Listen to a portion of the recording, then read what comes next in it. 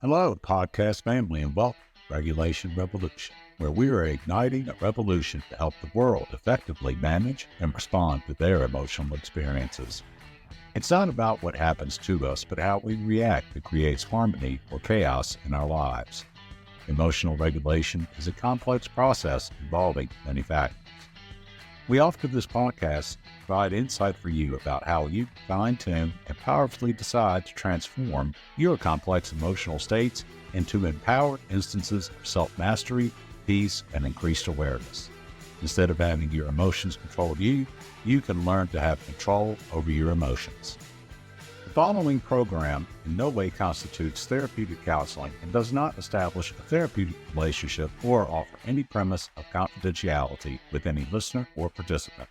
For more information, visit us at regulationrevolution.com.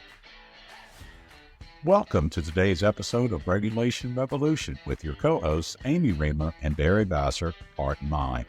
Amy is a licensed therapist, professional speaker, and teacher. Barry is a pre-licensed therapist and practice manager at Heart and Mind. To find out more about Heart and Mind, please visit heartmindrba.com.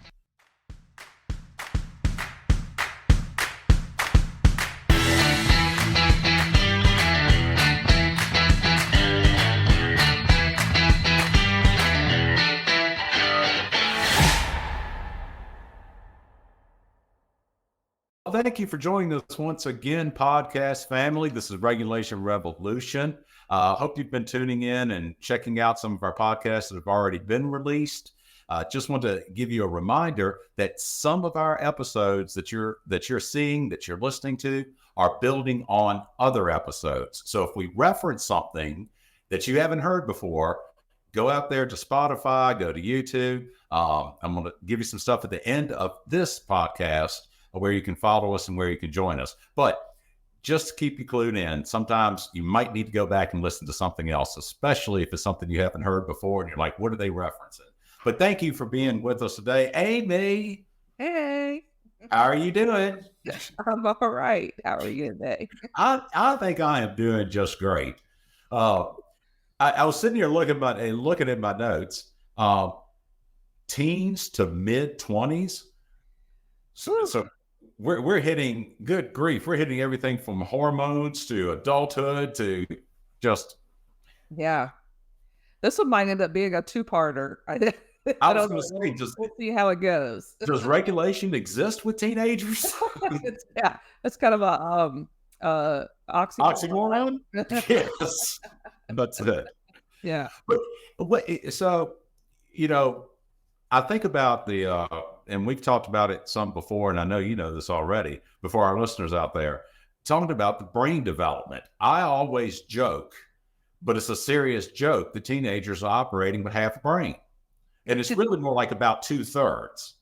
Yeah. Well, their owl isn't fully grown yet, right? So just a reminder, the owl is a baby when we're a baby, and it continues to develop. And that's, that prefrontal cortex. This doesn't get fully developed till around mid-20s or so. Obviously, some people a little early, some people a little later. But they're not functioning with a fully grown owl, for sure. So we're sitting there with 2/3 of our brain fully developed and got that last part. And unfortunately, it's the logical, reasonable part. Yes. That's not there yet. Yes. And you got, a lot of impulse control going on. You got hormones in there, all that stuff happening. And it's another big, so our brains go through these really big developmental stages at different ages. 6 or 7 is one big one. Obviously, the brain changes the most in the first year of life. I mean, if you look at a newborn to a 1-year-old, the difference is astronomical. But there's also these shift periods or developmental periods that our brains go through. And age 6 or 7 is one of them. And I think, if I remember correctly from somewhere I heard it, and someone can fact check me, is that the teen years, the adolescence, is the second biggest change to that infancy period. So our brains are also going through a huge other shift and growth period. So there's a lot, and it's, and not all teenage years go crazy. I remember one of my kids going to the pediatrician when they were a teenager, and and the doctor asks like how it's going, and I'm like, I keep kind of waiting for the craziness to start. And he goes, well, some kids can't have normal adolescences. I'm like, they do? I didn't. Like I put my parents through hell. So we sometimes have that expectation, kind of like we know what we did our teen years. So it's like, oh crap, well, we become a parent and our kid starts getting there. I think speaking of that owl too, I think as adults, like I said, we often expect our kids' owls to be a lot more far along than they are, even as young kids. But our society and our systems also have a really big expectation when kids get to be a certain age. It's like all of a sudden that they've got all of these skills that they don't really even have, that they're still developing or aren't there yet. And when you deal with trauma, they're often, not even, along the lines of a normal developing, 10, 12, 13, 14-year-old. So there's a big difference, of where they're at actually developmentally and then what us as adults and others outside of them expect. There's a big gap there sometimes. Well, I think sometimes parents, people come in and they say, okay, you've crossed this magical threshold from 12 to 13 or 13 to 14, and there's supposed to be some magical thing that takes place that makes you more responsible, but yet you're still a kid. And you're right about the expectation piece of things. It's like you cross that certain number. What I find so interesting is that as far as leaps go, you've got this leap at 6 or 7, and then basically this brain, this kind of going slow all the way until those teens. And like you said, that second developmental leap takes place. And I think that's why it catches parents off guard sometimes, that it's like they used to be like this. And all of a sudden, I love it because teenagers get that point where it's no longer cool for mom to come to the basketball game. Yeah. It's no longer cool for, dad to give you a hug coming off the ball field. It's like, don't do that. Oh yeah. I remember one of my kids when he went through that like, don't hug me in public stage. Right. Yes. And so, whereas kids, were all over you and want to be held and hugged and everything. And then all of a sudden the tiger comes out if you try to hug them. So, there's, those like different, and then parents are taken aback, like by this shift in relationship, right? Like what does relationship now look like if I can't carry them around on my hip and, and that kind of thing. Look, that's why I wonder sometimes how often parents get triggered themselves, because you think about that shift that goes on. All of a sudden, your little one is now becoming your big one. You're not the center of their universe. You're not their superhero anymore. They figured out by now that you're probably just as screwed up as they are. So there's no pedestal where mom or dad is end all be all when they were little. And I wonder, if parents don't get triggered by that, like that relationship, they feel like it's a loss of relationship sometimes, I guess. And this becomes something I'm now trying to manage this kid because I'm not really in a relationship. They can brush their teeth, they can shower, they can dress themselves, they go to school, they walk to school, they got their learner's permit. What do you, what do you need me for outside of the food and the house? Yeah. So I think we lose relationship during those teenage years because it just becomes this human that you're managing. Yeah. Well, the power dynamic shifts. So as far as like, when we have younger kids, we're of course trying to make sure that they're safe and they're fed, and, they got their shoes on and, and all that stuff that we're doing when they're younger. And then of course they get to a point where you don't need them to do all that stuff anymore. But then it's like, but we still need our parents, but yet, like you said, there's this shift. I remember, with one of mine, we could tell him something. It was like, and then a friend tells them, and it's like, oh, that's the greatest thing since sliced bread, Oh, absolutely. So like, because their peer group becomes way more influential, and way more sort of important, in their life, as far as like what they're figuring out for themselves. They're trying to figure out their values and what they want to do. And some things they may want to do like their parents, but some things they may not want to. They want to do something different. And, and that's hard. And what you said, like, I think it can be hard for parents to figure out, how do I have how do I do relationship with a teenager? How do I do relationship with a kid that it doesn't work the same way that it used to? That's one of the biggest hurdles I come across when talking with parents. And I go out there on a limb and I say it. This is great for our listeners and viewers to give feedback on this one. Mm-hmm. But I take all of the parents that I interact with aback when I say, I hate to break it to you, but you never had control over them. True. You never did. We think as parents Yeah. we got control. Now, granted, when they're little, when they're babies, yes, I can pick you up and move you where I want. It's up to me when I feed you, when I change you. You've got that, but you really don't have any control over them. And the second piece of that I remind parents of is that you are one cog in the wheel. There are their friends, as you mentioned. There's peer pressure. There's social media. There's what they pick up from books, from podcasts. I'm like, you were just one piece of influence in their lives. There's a whole world out there. And I think that's what happens some. Maybe that transition between 7, 8, 9 up until 13 is they start seeing that the world is bigger than just my parent. And guess what? My parents don't always know best. It's like they start coming to that awareness. And then now you have this 14-year-old that when you're trying to tell them something, well, you're no more reliable than anybody else. Yeah. And so it blows them away. It's like you never had control. Well, and parents' tigers get way more waken up by behavior too. I mean, shoot, it even happens when they're 5 and 6. Parents are already projecting that they're going to end up in juvenile detention because, they hit their classmate in kindergarten.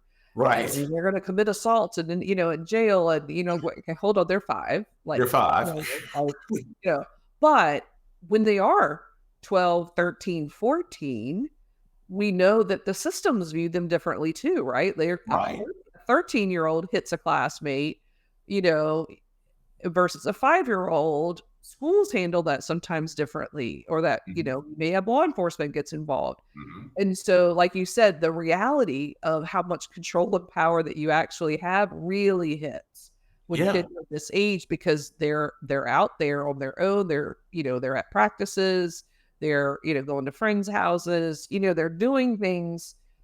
Your realm of control, right? Like, you can reach them and pick them up has expanded, which is definitely why if you parent more from a fear-based, and it usually only reaches as long as you have them around you. All they're going to do will find out I can go do that outside of mom or dad's view and get away with it. But if they have a relationship and they're feeling strong in themselves, then they will make a moral choice. I remember one of my kids was at a party with with friends and stuff, and one of them had basically alcohol overdose, and nobody wanted to do anything because they didn't want to get into trouble themselves, right? Because I think it was probably underage drinking. I don't remember exactly, but and I was so proud of my son, and I didn't even find out this story till later. My son actually put him in the car, took him to the hospital, and the doctor said if he hadn't done that, he probably would have died. Wow. And that kid's mom was so thankful to my son for risking getting himself in trouble. And so we of course, we all want our kids to be moral and have good values and do the right thing, even if it might put you at risk. We can't guarantee they'll do that, but my kid did that because he knew it was the right thing and he cared about his friend, and he had been in relationships where people cared about him and they probably would have done that for him. So relationship and connection and safety is going to help your kids make the right decisions. It doesn't mean bad things won't happen. I'm very, very thankful that it wasn't the other way around, but I hope that he would have had a friend that would have done that for him, So, it's scary because our kids are going out into the world and, they're going to get their hearts broken by somebody, and they're, they might get in a car accident.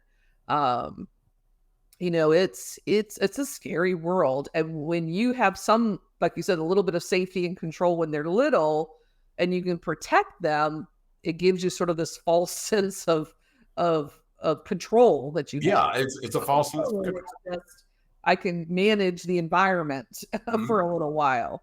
And the environment gets much bigger when they get older. Exactly. And their free will grows and their choices change and everything else. And it comes back to that old adage or phrase that you've probably heard of in there. You can either, some people say, rule, govern, manage, whatever, from a position of power and authority or from a position of relationship. And it does make a big difference. And you think about one is you do because I tell you have to do. I'm the authority. That's it. Like you said, that authority is only going to go so far. Once you're out of the house, I've kind of lost that authority over you. So you coming at it from a relationship perspective, where you are doing because you want to do, because you know it's the right thing, because of how we've influenced you. And I talk with parents quite often about that cycle, and I think probably many parents out there can identify with it. So, okay, we're going to take the Xbox away until you clean your room. Room doesn't get clean. Now we're going to take the TV. Now we're going to take the phone. Now we're going to take whatever else we can take. And I'm like, now once you take everything away, what do you do? I'll give you the Xbox back if you clean the room. I'll give you the phone back if you clean it, Yeah. right? So you strip it all away Yeah. and they still don't do what you want. And then you turn around and bribe them. And I'm like, do you want to keep managing your kid the rest of your life like that? And then I think about it's not pros, cons, no judgment on it. I think about the spankers. I'm like, okay, so first your voice got your toddler to respond. Then you pop them on the bottom. Now they are 10. And so now we're spanking them. And I'm like, well, now he's 16 years old, 6'2", 240 pounds. Are you going to get a bat? I mean, what do you do at this Yeah. point? What do you do? Yeah. And that's you bring up a good point, and two things I thought about while you were talking was, one, like you said, you want kids to be able to regulate, and they're not going to Mhm. be able to regulate if we, one, manage them all, to death, and they get no decision making in there at all to figure it Mhm. out. Well, kind of think of helicopter sort of parenting and doing everything for kids. Mhm. Or if we are totally hands off and say, go do that, or this is going to happen, and it's way above their sort of level of expectation or Mhm. ability, then they struggle, and then they have no confidence of being able to do anything because they feel like they're Right. incompetent. So it's just, that balance, right? And that's, if we work on our own regulation, we Mhm. stay regulated even when they're not regulated, then they eventually will, learn that. And there was someone had a quoter or something online that I saw that was, like, if you want a polite teenager, teach them politeness when they're 6 and give them 10 years to practice. Hmm. So, what we often expect is, I told you that lesson at 6, you should know it, have it perfected, and do it now forever. And not Right. recognizing that everybody sort of needs to practice something, or they're going to mess up something. And, but if you do gentle reminders, if you're doing it yourself, if you're being polite and they're seeing that, like, you will end up with a more polite 16-year-old more than likely. Um, Well, but one of those things you're hitting on, and I know we want to cover today, is it does have to do with knowing your teenager. And by knowing your teenager, one of those things that I've talked with parents about before is the chronological age versus the emotional age. And they don't always line up. It doesn't line up in adults sometimes, because I know people in their 40s and 50s that when they're triggered, you're talking to a 13-year-old.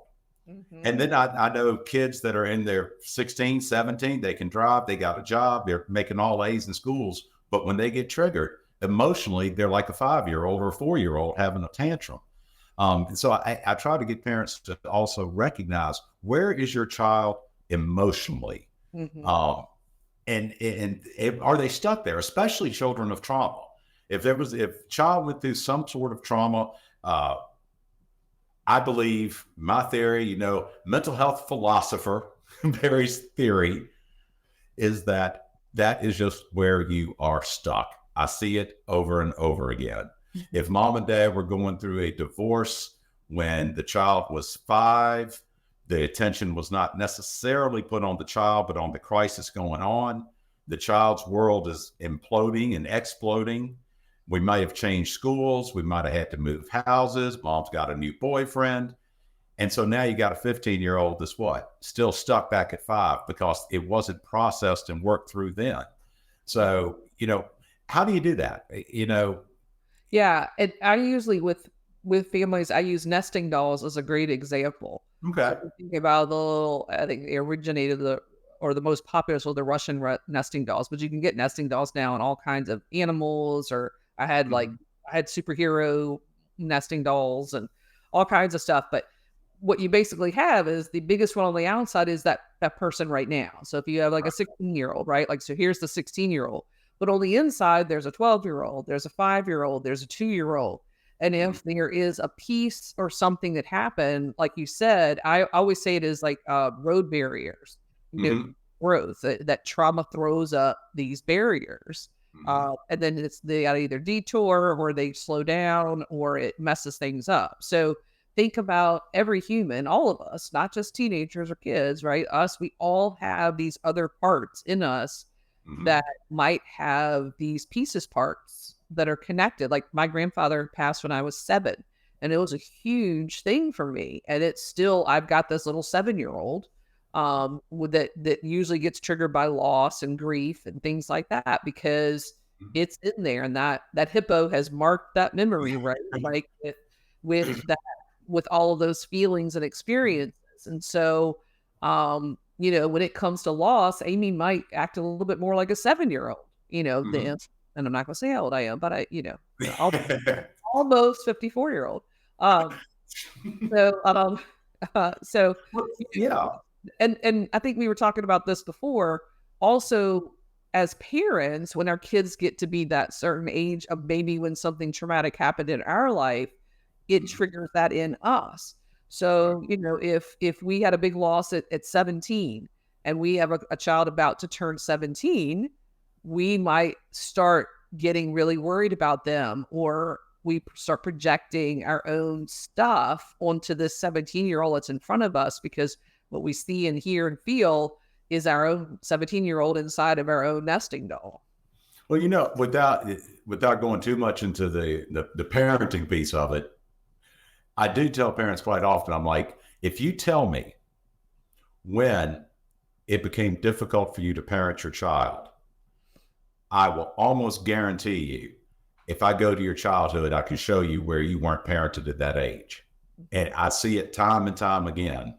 And so you're like, everything was fine until he was 12. And now I can't figure out what to do with him. I'm like, what were you doing at 12? Oh, well, that's when we moved.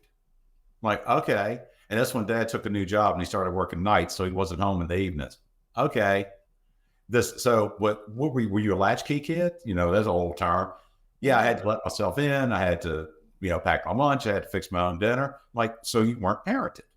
So you don't know how to parent a 12-year-old because you weren't parented as a 12-year-old. Yep. So you bring that piece to the table, you become dysregulated as a parent. And here we are, like in this podcast, we're talking about how to regulate your teenager. For our listeners out there, go back and learn more about just regulation 101 and co-regulation. That other piece of it is exactly what you were saying, that I've talked with folks that they've got a 16-year-old chronologically, intellectually, he might be 20, 21. I mean, advanced in as far as brains go.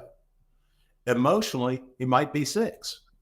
Psychologically, on a different level, he might be here, and so it is. So when it comes to regulating them, I guess you've got to know what age. Forget the 16-year-old. Which age in front of me?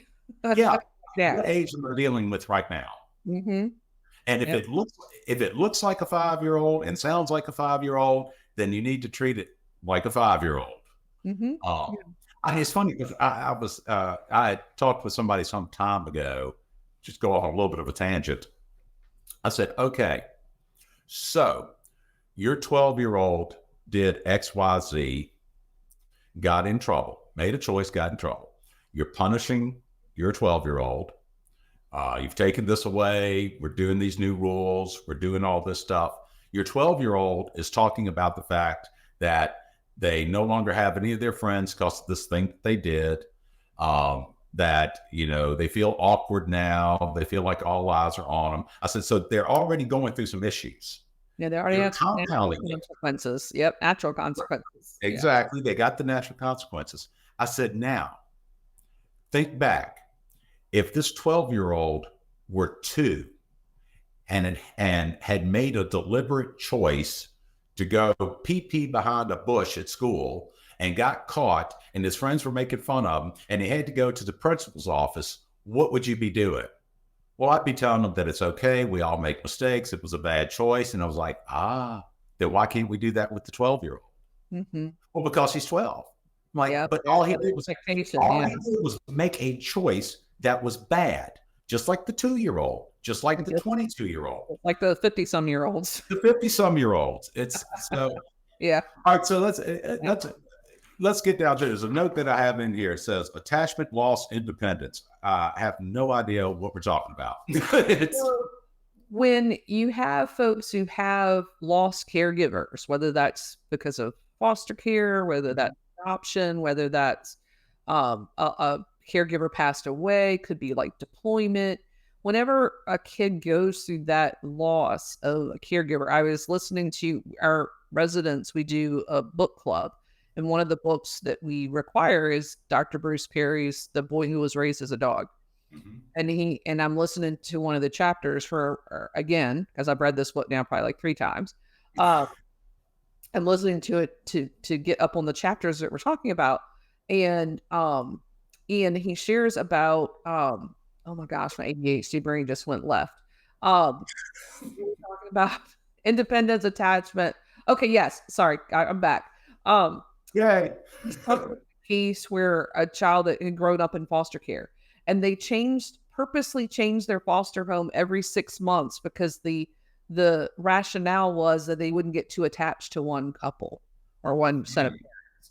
We're obviously our science and everything today, and they're not doing that. I don't think, hopefully not anywhere, not around here they aren't, but hopefully nobody's doing that anymore in foster care. But we know from the neuroscience that was like almost the worst thing that you can do. And even when she turned 18, they said that the other foster parents that wanted to adopt her, but they had never terminated right. So she ends up turning 18. They said she couldn't have any contact with those parents anymore. They would lose their rights as foster parents. So then lost the only set of parents that ever really felt like parents. So, the system, sometimes we create these problems too, where it could be worse. Even if the original parents can't parent very well, the system has to do a little bit better job as well.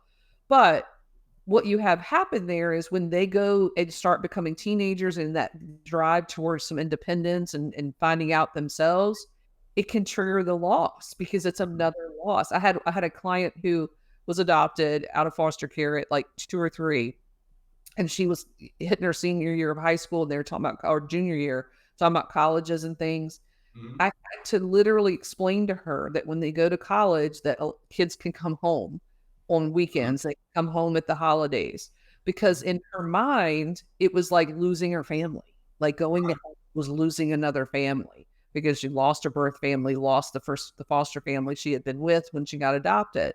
So, there's that drive to independence for normally sort of, developing kids with, good enough normal parenting.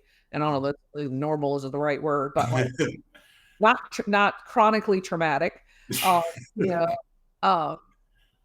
Independence can trigger loss because now it feels like, and a lot of them don't navigate it really well. They don't know how to be myself and be independent and be in a family. So as parents, we're struggling, like we said, like, how do I adjust to parenting a kid who's not a kid anymore? Now a teenager, young adult, we're learning what is my role as a parent. How do I shift in relationship to this kid? The kids are also trying to shift in what do I do with a parent? And what does that look like? And some of them, go completely away from the families because they're like, I got to do it all on my own, or I don't need any help. And they completely move away or little contact or whatever. And then others have a hard time, maybe they're still living in the basement. Like and they have a hard time figuring out how to be independent and away from the parent and doing it on their own. Well, So it's a I always joke with people, and maybe it's just because my kids are all young adults now, but I always say that the transition to adulthood to me is the hardest period as a parent. Give me a dirty diaper, any day. Like I can, that's an easy fix. This yeah. is complex, and kids are all different. So just because you went through it with one and it went this way, it doesn't mean it's going to go that way with the next one. Well, yeah. And when you hit those teenage years, that weird sort of dichotomy of, okay, he or she is responsible enough to drive a car, to drive back and forth to work, to drive back and forth to school. But at the same time, I've still got to do the laundry for him and remind him to clean up his room.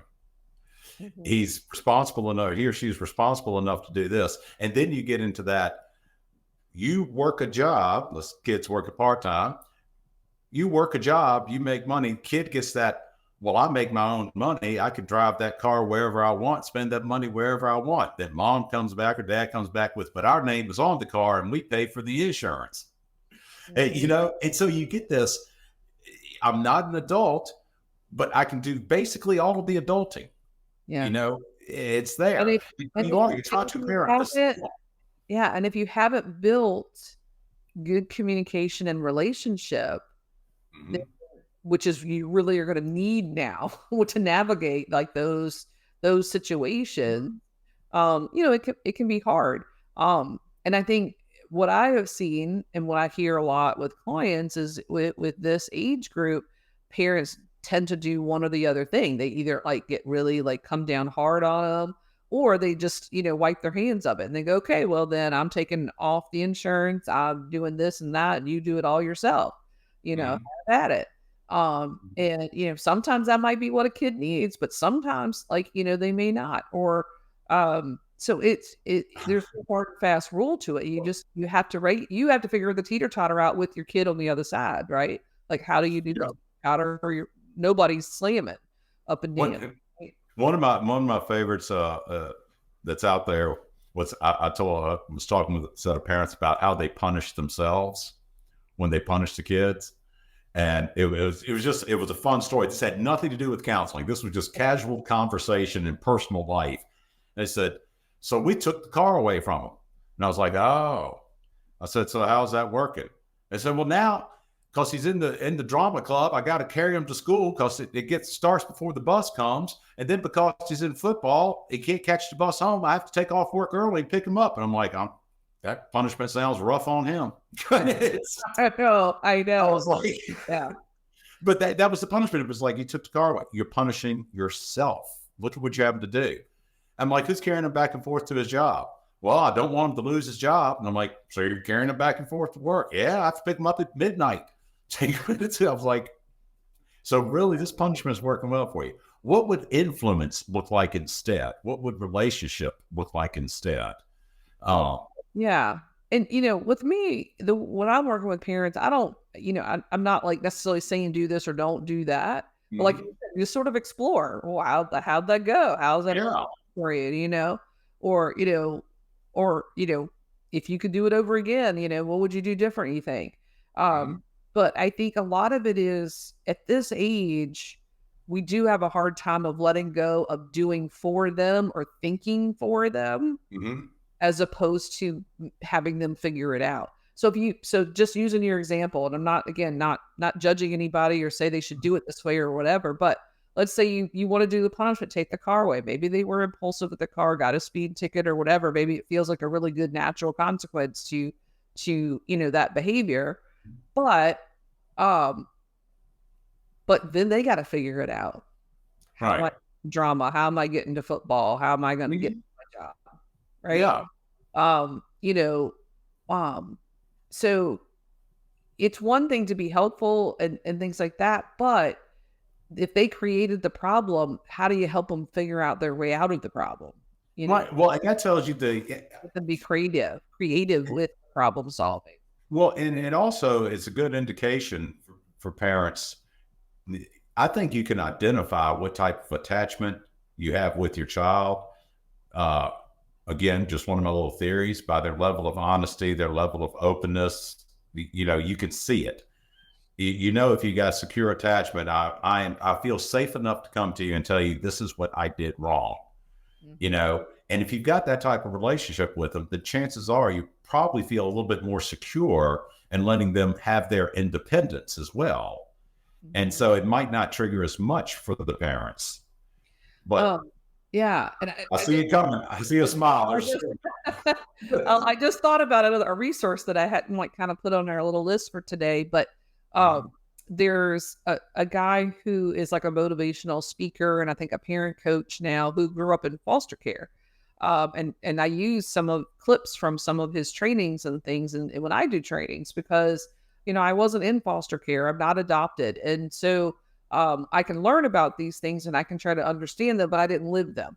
And I think it's much better to provide resources and get the voice of folks who actually have been there. And he's also very humorous too. So he's entertaining to watch as well.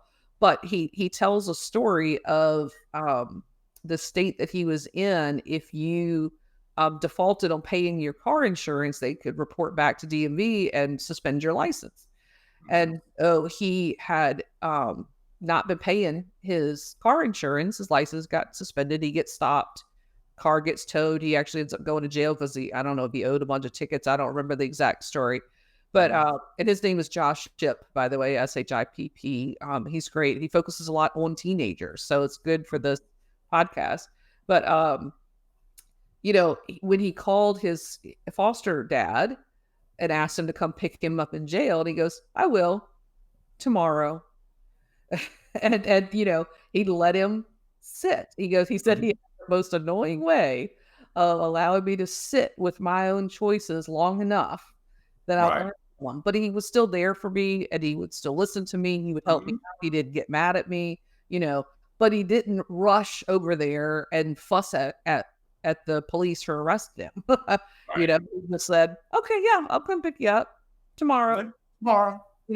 And so there's and he says now, of course, as an adult, he looks back at that. Of course, he was mad then. But he looks back as an adult and realizes how impactful the way that this foster dad handled things with him. That's that balance. Let them sit with some of the natural consequences, but you also make sure in that secure attachment, secure relationship, being in safety with each other, that they know you're still available to them, that you're still there. I support you. I love you. I care about you. You made a choice. This is the consequence.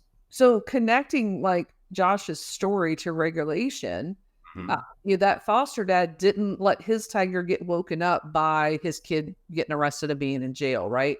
He stayed in a place of safety. He stayed at the top of the ladder and says, "I'll put the hand down the ladder tomorrow."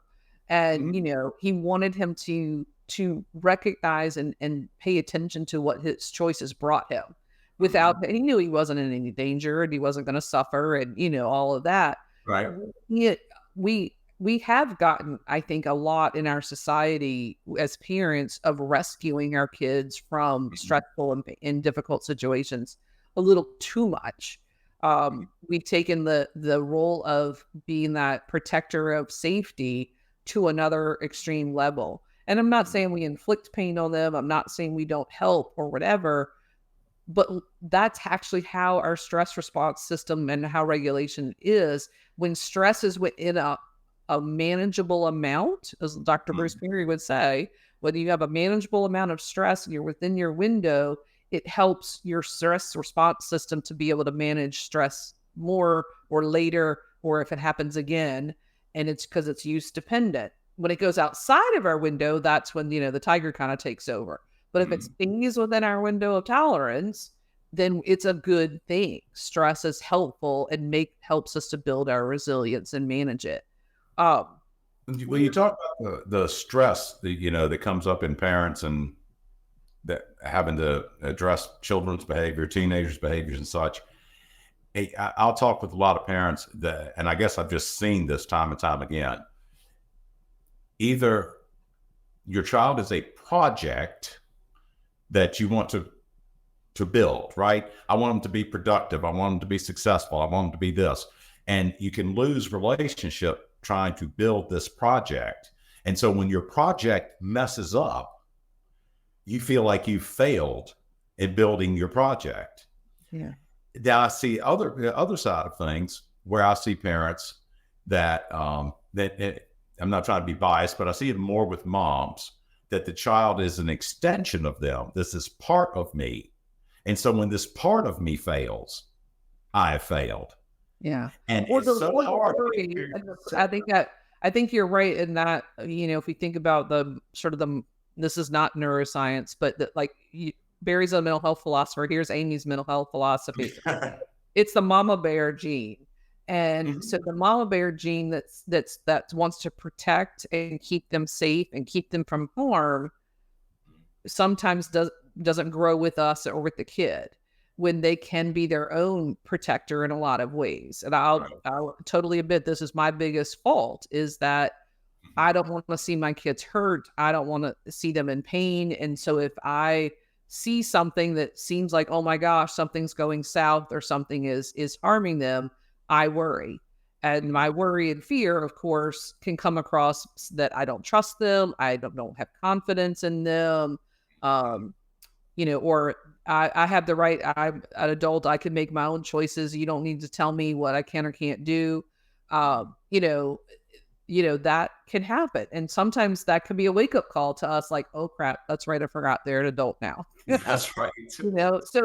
That doesn't mean it's going to stop me from worrying or being concerned, Right. but maybe how I communicate that worry, or maybe I take that worry to someone else to talk about. I don't necessarily take it to them because they have the right to make these choices or do this, It's just hard.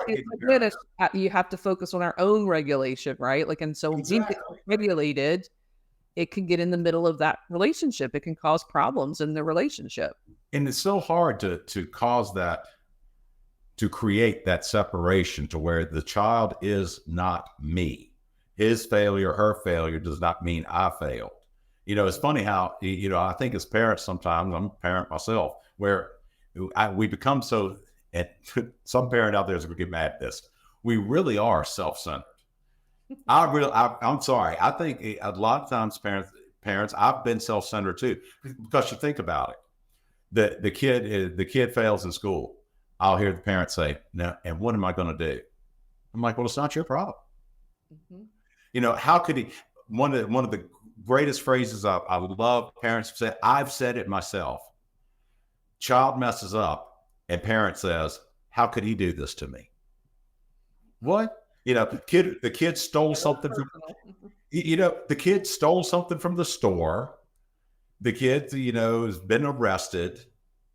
You're embarrassed as a parent, and the parent's response is, "How could he do this to me? Where did I go wrong? I thought I raised him better than that." And I'm like, wow, we are self-centered, because those are our reactions. I wish that I have done different. Like, he's the one in trouble. I remember a story. There was a police officer that these kids were throwing snowballs at cars that were going by. If you're not aware of it, that's illegal. You can't throw any moving object at a car. It's dangerous. And so, they were arrested the kids, but they, brought them in, called the parents, and one parent was apologetic, sorry that you had to take up your time. You should be out there dealing with more serious things. I'm sorry, my kid messed up. We'll take care of it. Other parent is, how dare you, talk to my child? How dare you bring my child in? They're just being kids. There's nothing wrong with that. Totally different responses from the parents. And again, this is probably going to be one of our controversial episodes. I was trying to stay away from controversy, right? That's impossible. But my point is that yes, what the kids were doing was wrong. It was dangerous at their age. They probably didn't think about that, didn't realize it. And it really wasn't that big of a deal, but it's the officer's job to make sure that people aren't going to get hurt. And you can't encourage people to drive in the snow, and it's already difficult, right? So they're just doing their job. And the kids need to learn, but it doesn't necessarily mean that the kid's a career criminal now. So there's a difference in sometimes, like you said, like how we personalize it, or Mhm. because you're saying my kid messed up. Now you're saying I messed up. So now my tiger's awake.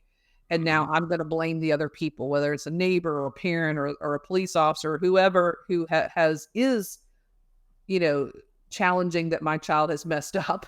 Um, we have to be careful that it's not our own, like you said, it's our own tiger. Mhm. There's the self-absorbed piece or self-centered piece, is we are responding from our own tiger, as Right. opposed to recognizing this is a kid and they need to learn, or maybe they need a little bit more supervision, or like whatever it is as my responsibility or the other adults' responsibilities to help raise a kid. They always say, it takes a village. Well, that's the piece, is when the village speaks up, you can't knock them down. Like there's a reason that they're speaking up.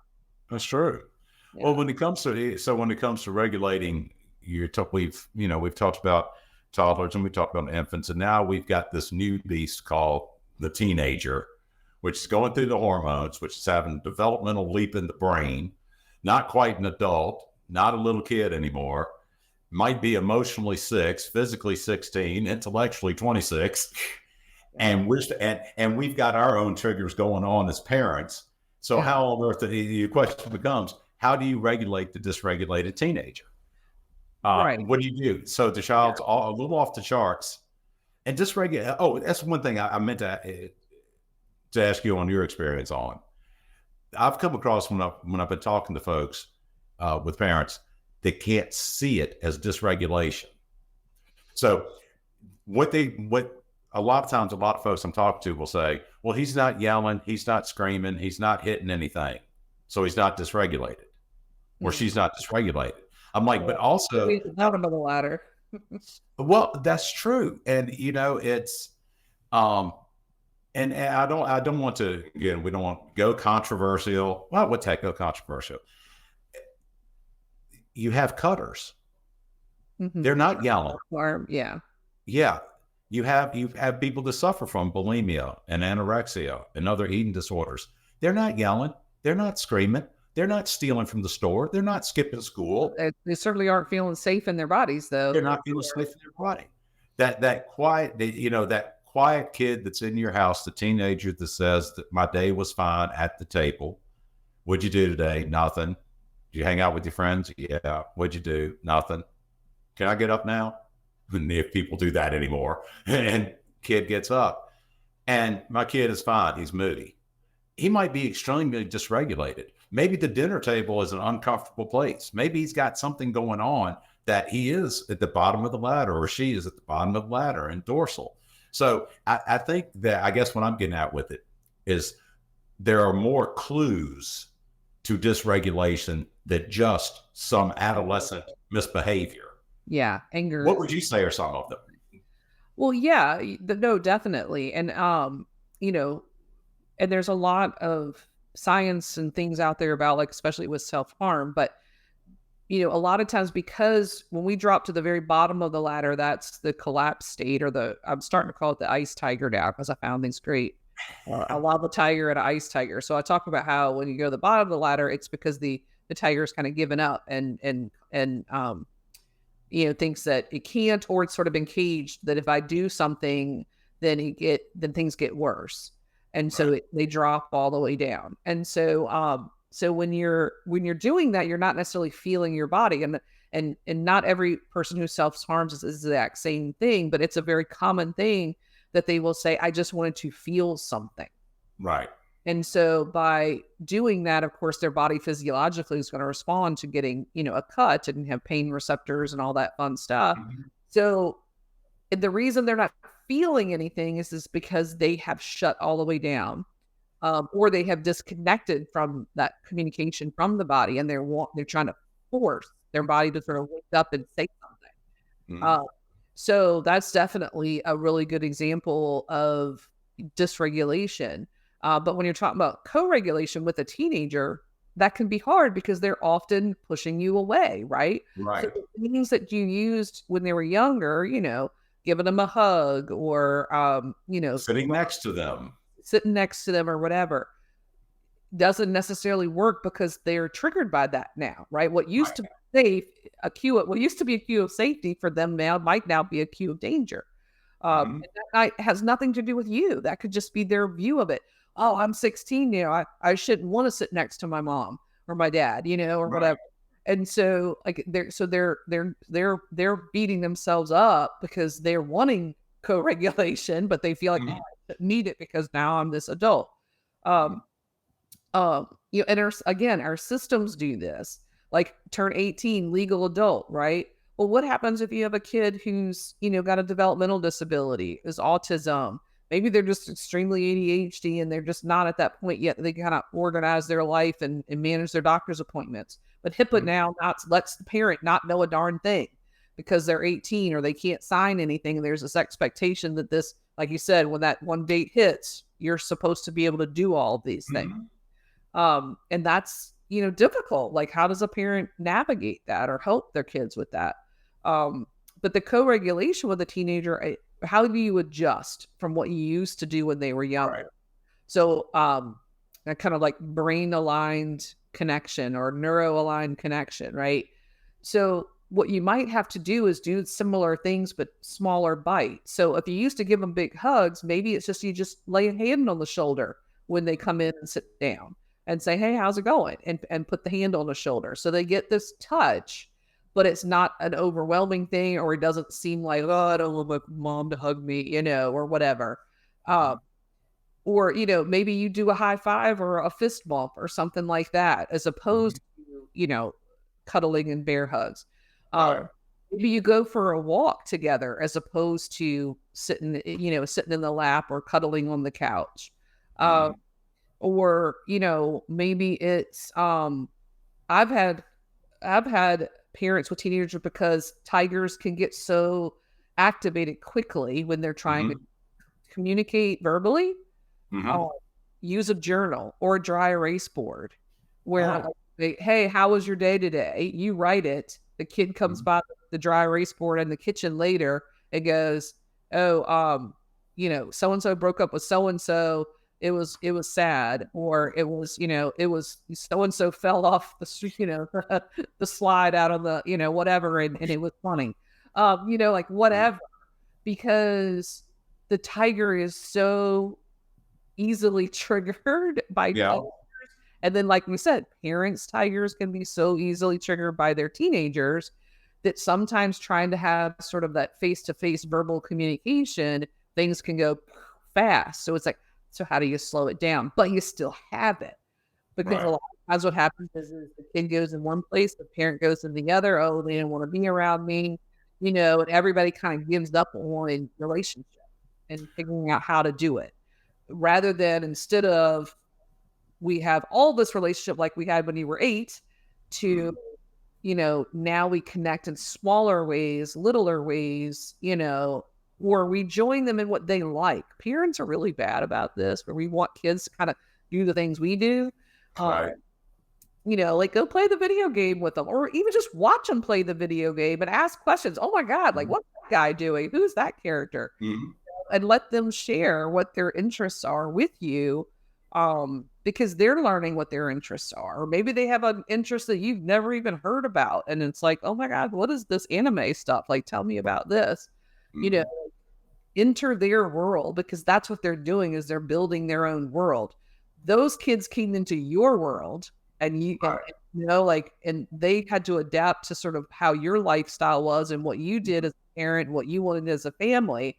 They're now figuring out their world, and Right. so you've got to figure out, how do I stay in their world, or how am I a part of their world while they're still a part of mine? And now it's, I guess, if my Amy's visual thing, right? So Mhm. in my head, I'm thinking they're both, your parent and a child are circles. When they're babies, they're like sort of inside your circle, and then Mhm. they're growing and they're kind of coming out of it. Well, by the time they're a teenager, you're barely overlapping, but there Right. will be some overlap because you're family, right? And you have relationship and you care about each other and all of that. But you've got now your life over here, they have theirs, but there's this little bit of overlapping, with the circles. Mhm. Uh, so you just have to figure out, what does that look like without outing the whole circle or trying to cram that circle to stay inside of yours, right? Like how you hold it in there and keep it in there. Yeah. The two things I've tried to practice, and it does take practice, is same thing I say to couples, same thing I say to individual adults. Check your space. Are you regulated? Mm-hmm. So this child is having an issue. It may be coming out as a tantrum. It might be coming out as defiance. It might be coming out as sarcasm. It might be coming out as whatever it may be. Are you in a safe place? Do you have the window, the capacity? Is your tiger coming out? Mm-hmm. So it comes back to, I cannot help to regulate you if I am dysregulated. So I've been trying to practice my own regulation. I tell parents to do that, just like I would with couples or any individual. Kind of check yourself. And the other thing is, not everything requires a response. You just need to know, you just need to let them know you're available. So when the child is, and I don't know what anybody's dealing with out there, you walk into the child's room and you say, how was your day today? Good grief, why have you got to walk in my room? If I want to talk about my day, I'll come out there and talk about my day. All right, obviously this child is not in the space to talk right now. So get out of the space. Whatever is going on, you just pay the rent. I pay the mortgage here. I pay the right. Yeah, I'll walk in your room anytime I want. Exactly. Then that, like you said, that comes back to you and your whatever button that pushed for you. So you look back and you say, all right, well, I'll be in the kitchen if you want to talk. You want me to close the door? And then you go right on and stay with it. And it's funny because one exercise I do with parents, and I know we're kind of closing on the end of our time here, and I want our parents out here to hear this one. I said, picture, and I did this with a particular father. I said, you're watching the football game. You're in the fourth quarter. You're in the last 4 minutes of it. And your wife walks in and cuts off the TV and says, time to go to bed. He's like, oh, no, she's not. And I was like, yet it's okay to walk in on your 12-year-old, 13-year-old and say, okay, time to go to bed, and cut the Xbox off. And then you want to know why he goes off the charts. Picture you're sitting at work and the boss walks in and says, okay, give me the project. And you're like, but I thought I had more time. Give me the project. I'm going to grade it as is. You look at your kid. I said, so why do we treat our kids in a way that would dysregulate us? Yes. That's so I try to tell parents, think about what dysregulates you. When somebody shames you, when somebody blames you, when somebody turns the screws to you, when somebody tries to have authority over you, when somebody, we all have that. You're not the boss of me. Teenagers love to say it. Well, we don't like to be bossed. Anyway, all right. So we got how to co-regulate with teens. I guess find out what works for them, or smaller doses of connection than you did when they were kids. Like you said, find out what's okay with them. Give them an invitation. Like you said, I'll be in the kitchen if you want to talk. Extend the invitation, but don't shove it down their throat. Mm-hmm. I call it drive-by connection. Teenagers need small little bits. Walk past. Oh, that looks kind of cool. I'll be in the living room if you want to show me more. And I love that. I love that phrase though. Drive-by. Drive-by connection. That's what kids need. drive-by connection. I think that it does work. I also think in fast. That element of also just the communication. There's nothing wrong with asking your kid, and they may know the answer. I mean, obviously, if the child is telling you, "Get out of my room, I don't want to talk," what they want is space. They've just given you an answer. How can I offer them regulation? Well, apparently they want space. If the child is in there and he's, kicking the side of the dresser, or she's doing something like that, or throwing something, okay, they need some sort of physical stimulation. They need, what does that look like? And so instead of trying to control it or manage it, how do we work within it? I guess that's what I'm looking at. So figure out what it is. If you think about it, hopefully most adults, our owls have grown up. We have that capacity with the owl. We still have our own tiger. We still have our own, like we said, things that have happened at different points in our lives, or our own little triggers that we have. What's hard is theirs is changing and growing, and we have to grow with it, even though we're not necessarily doing different, or we're stuck in our sort of space and we do our thing, and that's going fine. But now they're doing something different, and we often have this certain, like I said, and all kids are different, and if their histories are different, so if you have kids by birth and you have kids by adoption, or kids that had traumatic things happen when they were younger, and then this kid didn't. I feel like I'm pushing Dr. Perry's book today, but I guess I was reading it. But he has a story in there about a young man that committed murder and had a brother who was an upstanding citizen. And then he points out they lived in a small town with their family close by, and then they ended up moving before the second one was born. And the mother had some intellectual, difficulties and didn't understand the impact, and had a village of people to help her raise the first one. And even though there was love and there was care, there was also extreme neglect that ended up happening with the second one because their circumstances changed. And so it showed it's a perfect example of two kids with the same parents, same household, but because the circumstances and the relational care changed between the two, the outcomes for those two kids was very, very different. So what I see, kids, even if they have the same parents, they may have different experiences. Maybe one was a NICU baby and they had to have a bunch of surgeries as a baby. Now they have a very sensitized stress response system, that medical trauma. So we can't have a cookie cutter thing, but our brains want a cookie cutter thing because for us, so go back to Amy's supremacy, right? It's Amy's world. It wants things, right? We all want that. We all want things to be the way we would like for them to be. And that it just doesn't happen because we live in a complex world with lots of people and relationships and things. So we have to figure out how do we adjust. And as they grow, then we figure out that adjustment. And so I know we ran out of time and we were going to talk about, use some examples from some movies and stuff. And maybe what we'll do is we'll pick up, that'll be sort of our second part. We'll bring in some examples, right? Maybe that's what we'll do. We'll expand on what we just talked about by showing some examples. And I know the Hulk is a big one. And I didn't share this with you before, but I was looking, but it's not here. I think it's actually hanging on the wall. I think at the Lakeside office. But I met Lou Ferrigno at a Comic-Con event and got his signature on a picture.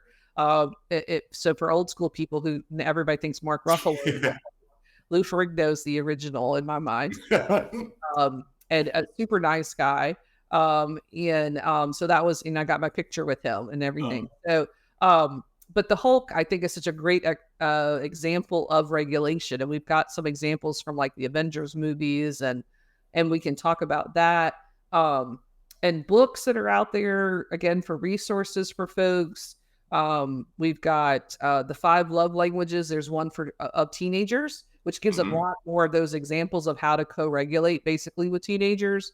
And then we've got Dr. Dan Siegel, who interpersonal neurobiology has one called Brainstorm, which is about the teenage brain. So if you want to know more about what's going on in that teenage brain and the development.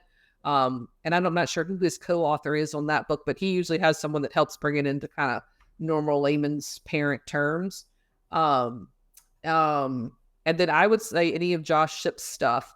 If you Google him or look him up on YouTube, he's got some great stuff for around parenting teenagers, especially if you're dealing with foster care and trauma, and kids that grew up with kind of difficult circumstances. That reminds me, there's a runoff. I had something in my head I meant to share, and you brought it up, and so now I can remember to do it.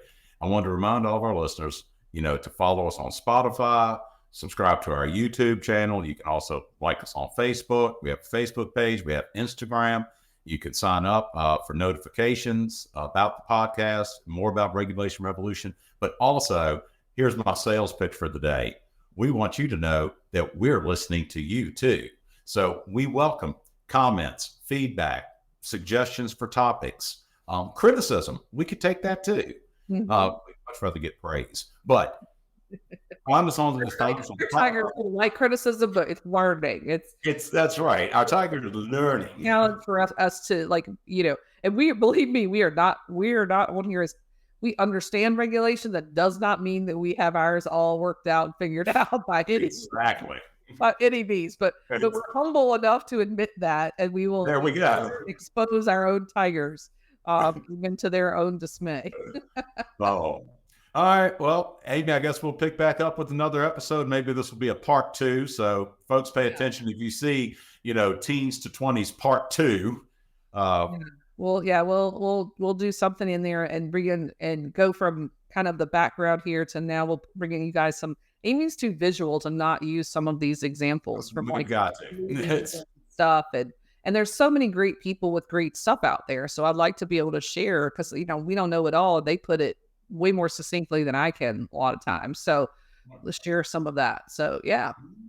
Well, until next time, maybe I guess I will see you down the road. Sounds good. All right. Bye. Bye. Following program includes stories and situations that are not intended to identify any client or individual. Any similarities are coincidental and should not be considered reflective of any one person or group of people. The preceding program in no way constitutes therapeutic counseling and does not establish a therapeutic relationship or offer any premise of confidentiality with any listener or participant. If you or someone you know is in need of counseling services and reside in the Commonwealth of Virginia, please visit us at heartmindrva.com for more information.